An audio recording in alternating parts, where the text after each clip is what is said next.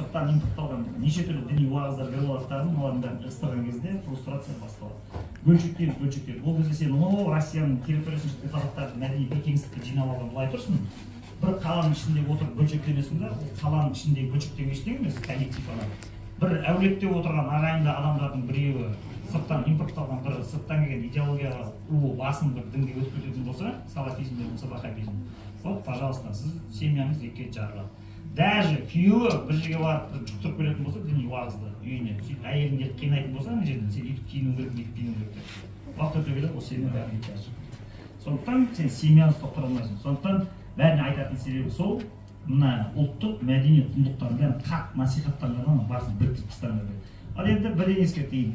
Дін деген нәрсе сіздер ойнайтын тяп-ляп жүгіріп үйреніп алатын, интернеттен шұқылап татардың уақытшыларын тыңдап отырып үйреніп алатын зат емес. Ол өте күрделі, нәзік, үлкен ғұламалардың нелерімен, бақылауымен, қадағалауымен жүріп отыратын өте терең ғылым, санаулы ғана адамдар өте қабілетті оны үйреніп шығуға. Былай массы халыққа дін үйрететін болсаң, тағы деградация Ауғанстан сияқты ел болып кетеді. Сондықтан бұқара халықтың бәрін мәдени құндылықтармен ғана ұстап отырады. Ал ана тереңдегілермен санаулы ғана адам айналысады. Массы халық жастардың бәрін мында дінге қарап шығарып жіберді ме, бұл бәрін талқындап тастайды. Ана ширк, ана харам, ана бүйтуге болмайды, ана бүйтуге болмайды, әйел ана бүйтіп киінуге болмайды. Моральді жақсырып, енді ригидный морализм дейді, сонымен бәрін біріншін жаратты, ақырында Ауғанстаннан бірақ шығасың. Сондықтан кезінде Қазақстанның гүл-гүл жайнап тұрған кезде мына пластинкаларға тікелей тәуелді. Енді бұны бостыққа, жаңағы өлімге не үшін байланыстырып жатырмыз? 79 жылы менің жасым 5-те. 5 жасар балам үйде 4-5 келіншек кілем тоқып отыр, гүрсілдеп тоқпақтың ұрып отырады, қайшының қырып атқаны. Сөйтті пластинка оқыған азынан кешке дейін ғашық жырлары айналып тұр жерде. Бір кезде ол пластинка тоқтаған кезінде маған айтады, Санжар ауыстырамын дейді. Мен жүріп барамын, тарс ауыстырып отырамын. Бірақ мен оны беріліп, салып тыңдамаймын. Ол бейсаналы түрде маған музыка ойнап, сіңе береді. Сосын бұл мәдени құндылықтар бәрі сенің көкірегіңе барады, шөгіп қалады. Бірақ бұл абстрактный құндылықтар сырттан соққы өткізбейтін қуаты бар. Бірақ оны сен эмпирикамен дәлелдей алмайсың. Қай кісісің сен оны көріп тұрған жоқ. Оны қалай білесің? Оны 89 жылы мен бейшара сабақта отырған кезде бір баланың аламдағы темірін бұрырып, ол бұқпа, қасында отырған қыздың көзін шығарып жүрді. Сол кезде кейін пәннің мұғалімі кіріп келеді. Мен ұстағанмын. Бергенде мен саған қазір көрсетемін дейді, осындай 15 қыздың көзінше класста мен алады да мазаларға басына темірін бұрады. Мынау не сен, біреудің қыздың көзін шығарып жүрсің, не болады? Былай қарап тұрғанда сен қыздардың алдында мен масқара болдым, абыройым төгілді, мен өмір сүргім келмейді, үйге барамын енді менің өліміме бәленбай мұғалім кінәлі жазып жіберіп қалса не болады мысалы. Бірақ ол удар саған өтпейді. Себебі мына пластинкалердің бәрі саған құлағына құйыла беріп, сенің армандардың бәрін өсіріп жібереді. Өзің түкке тұрмайтын мектепте оқып жүресің, ана жерде білімді шала-пұла беретін. Сөйтіп отырып, мен тек Алматыға барып престижный факультетте оқимын. Еще Алматыдағы ең сұлу қызға үйленемін деген амбициямыз бар, оны оқып алғаннан қиналып барамыз ғой жаңағы гүлғашыққа үйленген анадан. Ең қызығы енді ол далбаса арман болып қалса мақұл ғой. Шынымен де мен мектеп бітіргеннен кейін өлудің орнына 2 жылдан кейін Казгудың престижный факультетіне Өзбек Әлжанбекке шығардым. Востоковедениеге түсемін дағым, 4 жылдан кейін Алматыдағы супер красавицаға үйленіп аламын да 7 бала туып беремін.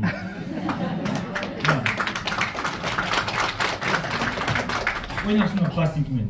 Сосын бұл пластинкалердің дәуірі бітеді, 90 жылдан бастап бұлар шықпайды, ешкім тыңдамайды, бітті. Бәрі базар жағалайтын заман басталып кетеді. Сол кезде 2010 жыл тағы да бір оқиға болады. Ол кезде мен уже 30-дан асып кеткен жігітпін 37-де. Ол кезде не болады? Ол кезде Шымкенттің жанында бір ауылда суицид болады. Бір бала асылып қалып 10 жаста болады. Біз сол разборкаға шақырады, біз барамыз. Барсақ, класс жетекшісі тапсырып келіп жатыр аналар. Директорды, завучты қағып жатыр шаңын. Разборка келмей бәрі. Не болды десек, солай, мынау баланың басынан қыздардың көзінше класста отырғанда линейкамен ұрған. Соған ұстанып, ол үйіне барды асылып қалыпты мыш. Сосын тұрдым да мен айттым, жоқ олай болмайды. Мынау дұрыс емес. Сосын айтып бара, директорды, завучты, жетекшіні былай босатыңдар, олардың кінәсі жоқ. Тоқтай тұр, мынаның шешесі қайда? Шешесін шақырып алдым. Сонымен айттық, апа, мына бала мектепке барғанға дейін кешіріп қоярсыз. 6 жыл, 7 жыл бұл сіздің тәрбиеңізде болған, мектепке келген жоқ. Ал енді ғылым не үшін құтқарады осындай кезде? Неғып біз ғылымға жабысамыз, шындық осының ішінде кейбір жерлерде. Олай болатын себебі ғылым тұрапта айтады, сіздің өмірде қабылдайтын шешімдеріңіздің 97% бейсаналы түрде болады. Сіз саналы түрде қабылдамайсыз решениені, бейсаналы түрде қабылдайсыз. Ал сіздің бейсанаңыздағы ақпараттардың 95% сіз 6 жасқа дейін ғана қалыптасады. Кішкентай кезінде құлағына не өтеді, 6 жасқа шейін сол 97% рөл ойнап тұрады. Демек, мектептің бүкіл 10 жылда балаңызға берген ақпараты 3% зорға құрайды. Ал оған дейінгі 97% сенің балаң болып тұрған кезінде өтіп кеткен оқиғалар бұның бәрі.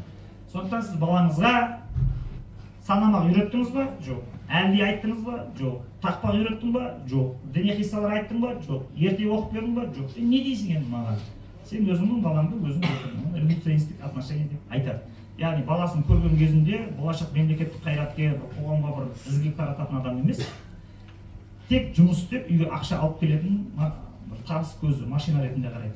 Бұл енді ерлі-зайыптылардың арасында да бола береді. Яғни күйеуі ұрса да, соқса да, ақша тауып отырғаны үшін ғана левый жүрсе де, оған көз жұмып қарайтын әйелдер бар. Күйеуің осындай басқа жерде қыдырып жүр десе, мейлі ғой, самый главный үйге табыс әкелсе болады емес пе? Ер адам үйден қырқадан шыққасын жаңағыдай бойдақ болады деген сияқты білімдермен ана революционизмді қайтып қалпына келтіріп алады. Ондай жадылас әйелдің табанының астына түсіп қалған еркектер де бар. Осындай деп айтсаң, үйдегі кредитті қазір қатын жауып отыр, сондықтан не істесе де оны тұрақ деп отыра береді. Көрдің ба? Тек ақша алып келгені үшін ғана оның бойындағы бүкіл кем-кетіктің бәрін көз жұмып отыра береді. Сол сияқты сіздің көкірегіңіздегі үңірейген бәленің бәрін толтыратын пластинкалар сол кезде бұны қазір қайтып тыңдай алмайсыңдар, бұлар болды жоқ, сен записін таппайсыңдар. Мен білетінім, меломан қазір осыны қайттан аудиоға түсіріп, аудио вариантына таратамыз деп Қазақстандағы, Алматыдағы дыбыс архивінің директорларымен переговор жүргізіп жатыр. Егер олар сәтті шықса, істеуі мүмкін. Бірақ мен өз көзіммен көргенім, екінші Ғалым Доскен деген кісі бұны жасады, қыз жіберді деп, по-моему, қайтып басып шығарды. Сосын алпамыс жасып қойды. Жібере салды, болды. Мынау өмірі бітпейтін шайқас мектеп пен ата-ананың арасындағы. Барлық мектепте қазір уже мұғалімдерге сабақ өту мәнсіз, мағынасыз жағдайға келді. Себебі әдепсіз, тәрбиесіз, көргенсіз, өзінің құқықтарын асыра пайдаланатын бәлеқор, шылық емес шымкеттер оқушылармен және оның бәлеқор ата-аналары мектеп мұғалімдерінің директорының завучтың басына бәле болып шығарысты. Бұрындай ұра алмайсың, соға алмайсың. Аналар партаның үстінен жүгіріп жүріп, білгендерін істеп отырған жерде бәрін қолына бір сотқа қимылдап қалсаң сақытты түсіріп алаттағын ютубқа айдаған жерден и бітпейтін соғыс жап-жақсы директорларды соның кесірінен жұмыстан шығарып жібереді. Не үшін олай болып жатыр? Себебі өте қарапайым. Балаңызды қуыс кеуде ауруынан құтқарумен мектеп айналыспайды, есіңізде болсын. Мектеп сенің балаңа құрал береді. Құрал деген өмір сүруге, оқуға түсуге, ақша табуға қажетті инструмент деген сөз. Оған физика, математика, шет тілі, қазақ тілі, тарих, геометрия, география солар береді. Ал құндылық деген жағынан төбесінде көрінбейтін бір сөз бар, трансцендентті құндылықтар. Яғни сіз баланың көңілін тылсыммен байлап ұстап тұратын, жібермей ұстап тұратын құндылықтарды ата-анасы үйінде үйретеді. Не оны мектепке кіргізе алмайсың?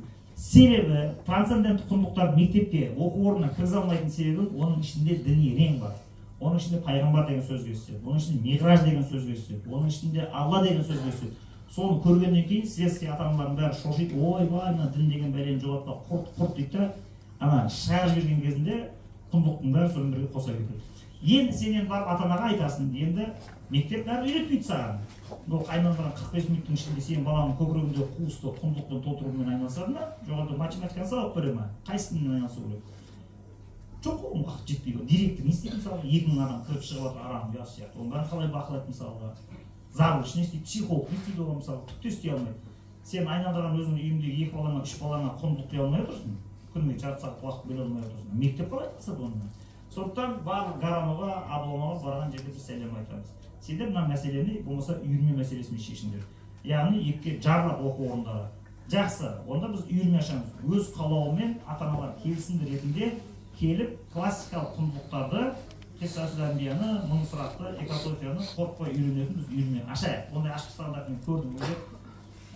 Бұдан артық мен шыдамаймын. Егер экософияны тағы басқа сабақтарды осы қуыс кеудені қазақы тәрбиенің құндылықпен толтыратын отбасында 30 сабақ экософия деген сабақты егер кіргізбейтін болсаң мектепке, онда мен ары жақ мектептен кетемін деп отыр. Оқушылар, мұғалімдер. Директорға сондай қатаң условия қояды. Не үшін десек, ешқандай мән мағынасы қалған жоқ. Не істеймін жерде өткен? Адам тәрбиелеп жатырмыз, майын тәрбиелеп жатырмыз. Немене керек? Бізде ертең еңбегіміздің жемісін көргіміз келеді. Егер иә дейтін болсам, онда қосасың дейтін. Ақтауда бір мектеп қосты мысалы.